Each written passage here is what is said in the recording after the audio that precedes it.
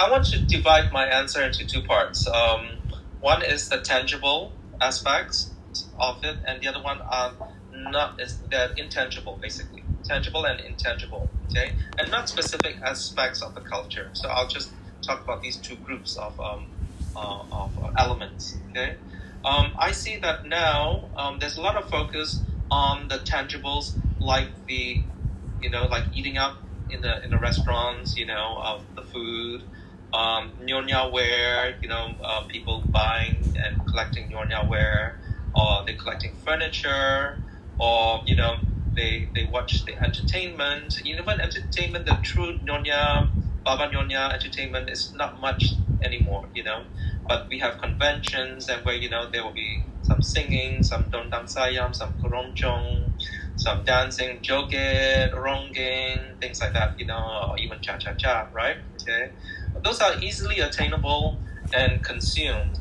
But I think more importantly, there should be more of a focus on what we call the intangible, which means, the traditions, what is done on certain days, like I mentioned, the Chinese New Year, there are many traditions that go behind the celebration, the meaning and the art behind food preparation. So things are done a certain way.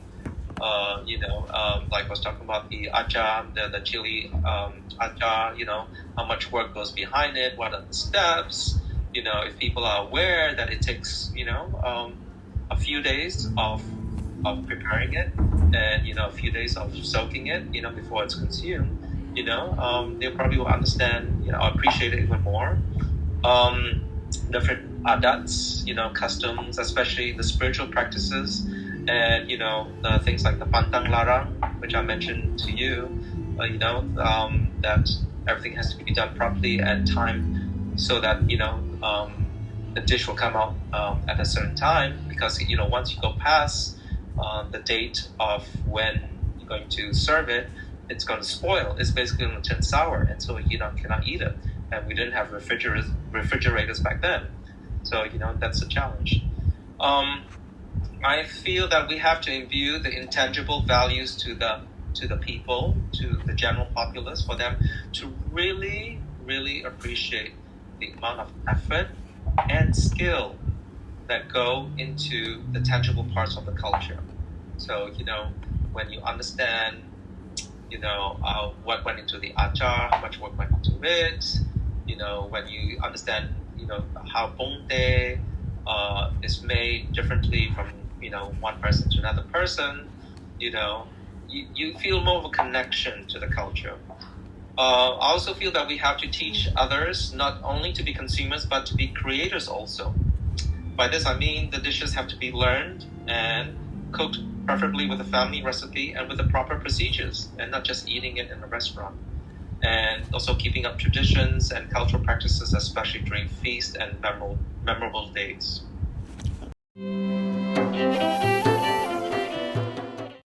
What are the main challenges faced in promoting and preserving the Baba culture today, regarding externally or internally?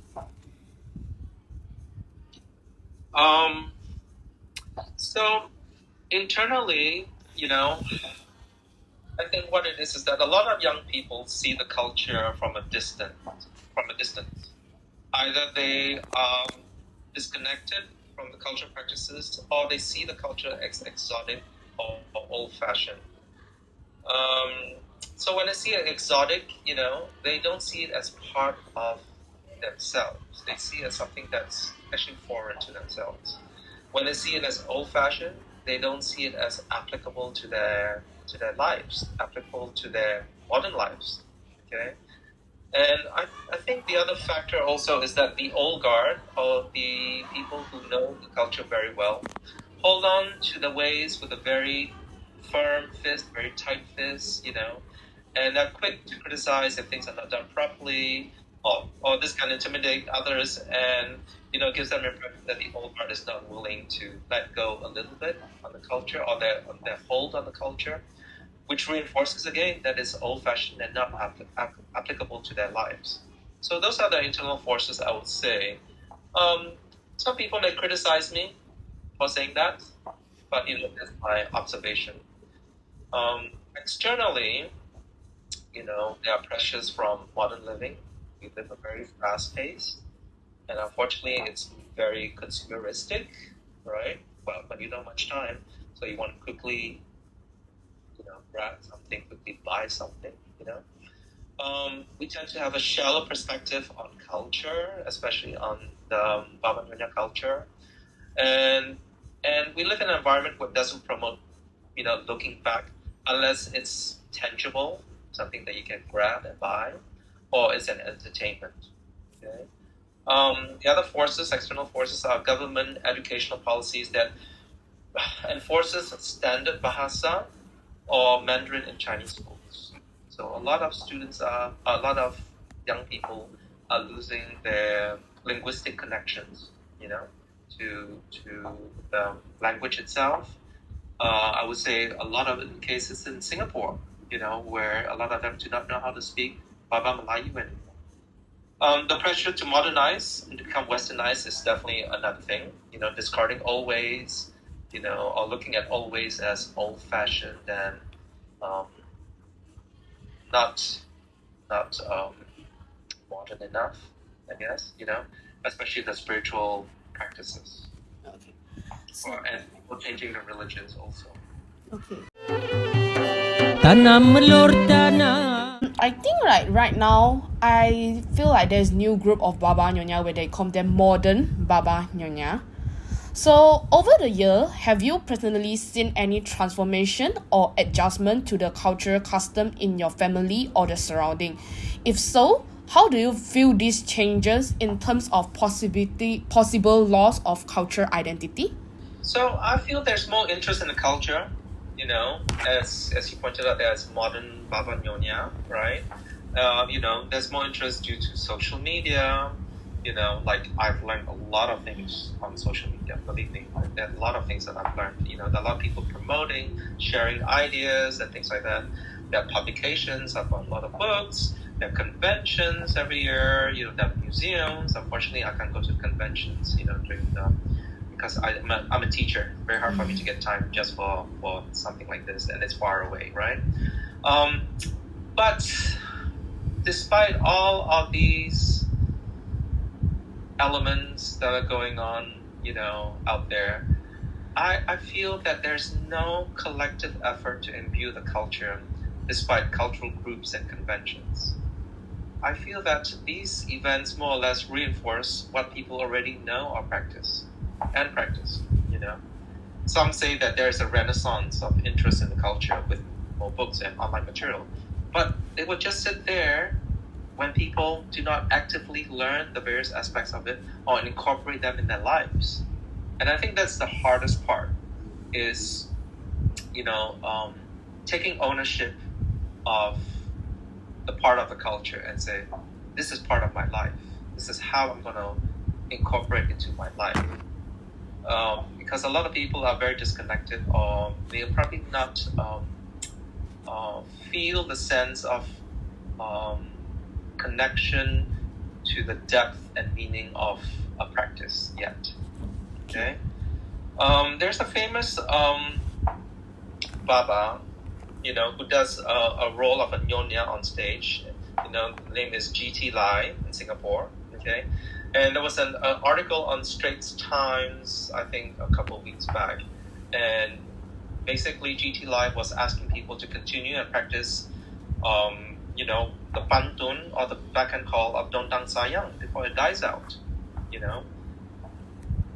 I applaud that that he is basically asking for the continuation of a practice, but I feel that sometimes it's not going to go far enough, because there's no instruction or formal training offered for these skills to be practiced. And because these things are not skills that people have anymore, they're not common, and they're foreign to the current generation.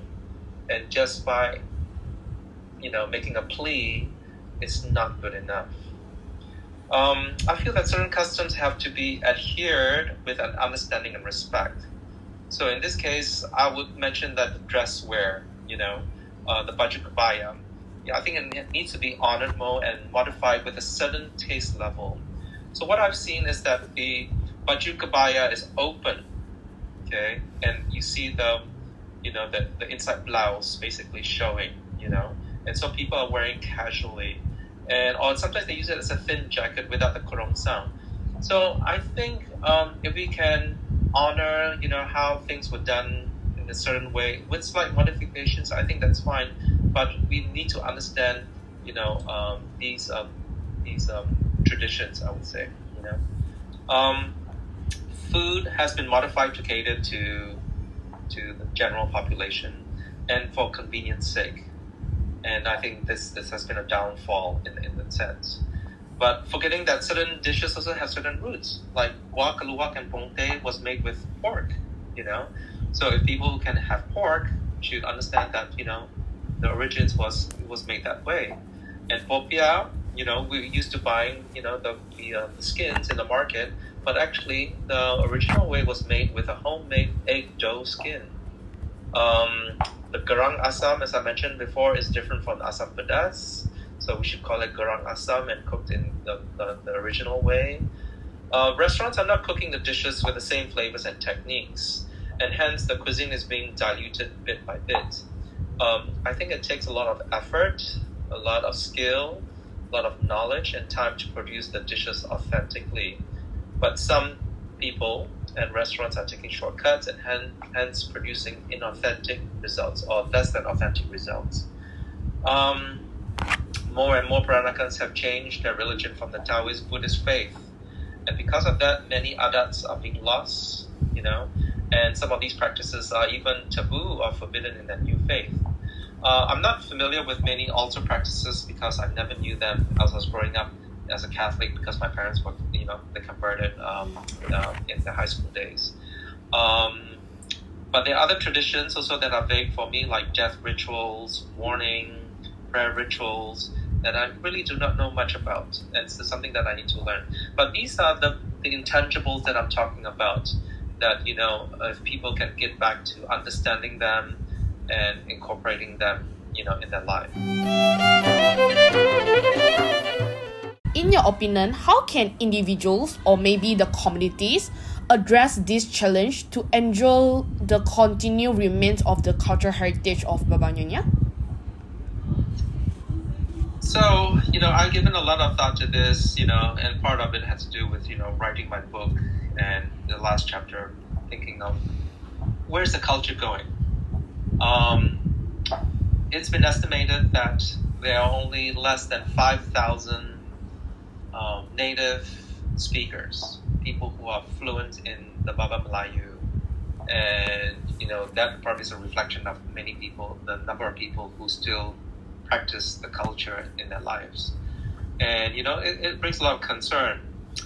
But sadly, I think currently little is really being done, despite people making pleas and making calls to do so, even though there are studies out there, like, yours is a study, cookbooks and conventions, which is great, but I think more needs to be done. Most are just pleas, and, there are basically no, or there are barely any what I call setup of platforms that invite or instruct novices or young people about the aspects of the culture. I feel that the culture can only survive if the younger people take some ownership and transform it in ways that they see fit and relevant to their lives and times.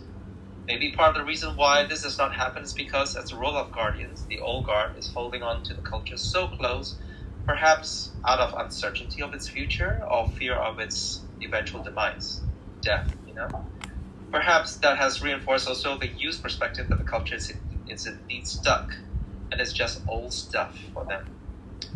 But I'm proposing that the older generation has to let go a little bit to allow the youth to enter this realm and give them some free reign. In the United States, the Jewish Holocaust Museum has a project that asks younger people to interview the remainder survivors, of their experiences of the Holocaust, the Jewish Holocaust. And these become documents for people to read. what I suggest is that the Peranakan youth can take part in this intergenerational project that will interview members of their family in aspects of customs, language, daily practices, culinary arts, spiritual practices, adats, personal stories.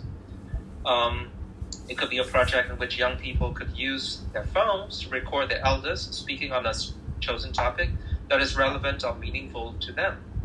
Hopefully, this project will come with the trappings of social media, with some of them shared on the internet and filled with hashtags.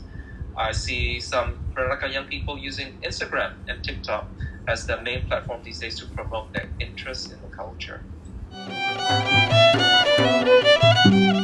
So, how was growing up or being part of the Baba community shaped your identity and sense of belonging? Even though you are living abroad, not in Malacca but in the Washington, but how was being part of this community really shaped your identity and sense of belonging? So, I am fortunate enough, that, I've written books, I've given a lot of thought, about all these. And so I do think about it a lot, I think the challenge will be for a lot of people who, don't do the same amount of work as I do, I think that's where the challenge is. And the challenge is basically we live in environments where there are strong currents of what are called monoculturalism, where there's a dominant culture or there is a push for people to change their ways that seems to be like what everyone else is doing. And cultures like the Peranakan culture, are losing themselves to these strong cultural forces that dominate our lives, right? So culture, history, the shaping forces, the mindsets of its people, help us understand our environment in our own unique ways. And that's where I think we are losing, very quickly. To me, all these shaping forces are actually innate wisdom that are created and found in our ancestors, and that have shaped who we are today, even though we don't realize it. But by losing this, we break away from that innate wisdom or the innate river that will result in an identity that is ungrounded and wavering as it looks for meaning. So I think at one point in our lives, we realize that what makes me unique, what makes me different from the person next to me, the person down the road from me, or, as an immigrant, what makes me different from, the people in this country. In other words, our identity will become no different from another person if we are ignorant of our cultural background, and which will lead to what I call a decrease of cultural diversity. And in Malaysia, cultural diversity is a very strong point, and also in the United States. But I'm afraid that if we don't make connections, to our culture, our background, we will lose it, and there will be less cultural diversity. So I want to tell you, an event, an occurrence that happened to me recently. Actually, it happened in August this year. I went to visit my parents in Melbourne, Australia, and I got an email from a young man that said, I want to buy 2 copies from you, your first book. So I ordered the book. The publisher was in Melbourne, and so it went straight to him very quickly. And I was visiting my parents in Melbourne, and I said, I'm in Melbourne. If you want to, I will, sign your book for you. Let's meet up in a coffee shop, and I'll sign it for you. So when he arrived, he brought his 2 books with him, and he said, do you know I'm related to you? And I said, oh, really? How are you related to me? And he goes, oh, I am the son of your first cousin. I said, who's your mother? And, said the name. I said, oh, yes, that's my first cousin. And then he said that he never knew that he was Peranakan, Baba Nyonya. I said, oh, how come? And I thought about it. I said, yes, I realized it because, there were a lot of family problems and my uncle was not around. And so my uncle was not able to pass down a lot of these things, But he remembered one thing. He remembered his mom cooking pong teh. And so, just by holding on to that connection to pong teh, he had this inkling that maybe he was a Baba Peranakan, okay? And when he came across my website, or actually my cousin showed him the website, he went through my website and he realized, oh, if that's my uncle, I am Baba Peranakan, Baba Nyonya Peranakan. And when he realized that, he bought the book. And so weeks after that, he told his mom that he cooked the pong teh and, showed the photo and all that. And he started making that connection again with the culture, which I think is very, very touching. And I think those little things mean a lot, and when we make those connections, those spiritual connections, it means a lot, for people, and it opens up, another world and meaning for someone. So, for me to maintain my connection to the culture, I cook a lot of my grandmother's dishes. So it's not just about connection to the culture, but also connection to my ancestors also. Maintaining traditions, when I make certain things, I think back about how did my grandmother make the guizhang, the dumplings. And I think how I would sit there and watch a hand do it so quickly and so neatly, and everything would just come out perfectly like a pyramid, so I make that connection with them. I feel their presence sometimes when I cook. I share my thoughts, online with cultural groups. I like to read up on the culture. There are more and more books coming out these days, and it's wonderful, that things are documented and shared, not only just on the culture but on the cuisine. I've started collecting Nyonya ware, and I love looking at that. I could see how much effort went into producing a beautiful piece of art, basically, and that's made and marketed to only one Chinese community out of China.